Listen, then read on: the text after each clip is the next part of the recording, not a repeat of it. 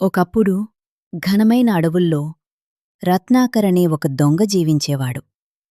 దారిలో వెళ్లే ప్రయాణికులను దోచుకోవడం అతని జీవన విధానం.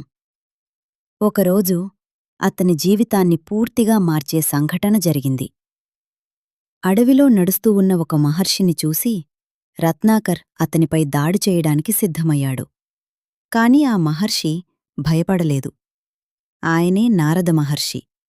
చిరునవ్వుతో రత్నాకర్ను చూసి ఇలా అడిగాడు: నీవు చేస్తున్న పాపాలకు నీ కుటుంబం భాగస్వామ్యమవుతుందా? ఈ ప్రశ్న విని రత్నాకర్ కొంచెం ఆలోచనలో పడ్డాడు. అతను వెంటనే తన ఇంటికి వెళ్ళి తన కుటుంబాన్ని అడిగాడు: నేను చేస్తున్న పాపాలకు మీరు భాగస్వామ్యమవుతారా? కాని వారి సమాధానం అతనిని ఆశ్చర్యాన్ని గురిచేసింది. మేము నీతో పాపం పంచుకోము అని చెప్పారు.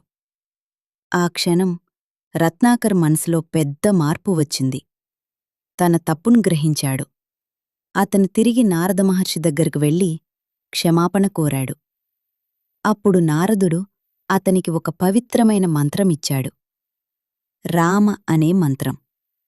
కాని రత్నాకర్కు రామ అని పలకం కష్టమైంది. కాబట్టి అతను మరా మరా అని జపించడం ప్రారంభించాడు. సంవత్సరాలు గడిచాయి. అతను నిరంతరం తపస్సులో మునిగిపోయాడు. అంతగా ధ్యానం చేశాడు. అతని చుట్టూ చీమల గుట్ట ఏర్పడింది. చివరికి ఆ తపస్సు ఫలించింది. ఆ చీమల గుట్ట నుండి ఒక మహర్షి వెలువడాడు. ఆయనే వాల్మీకి మహర్షి. తర్వాత ఆయన ప్రపంచ ప్రసిద్ధి చెందిన రామాయణం రచించాడు.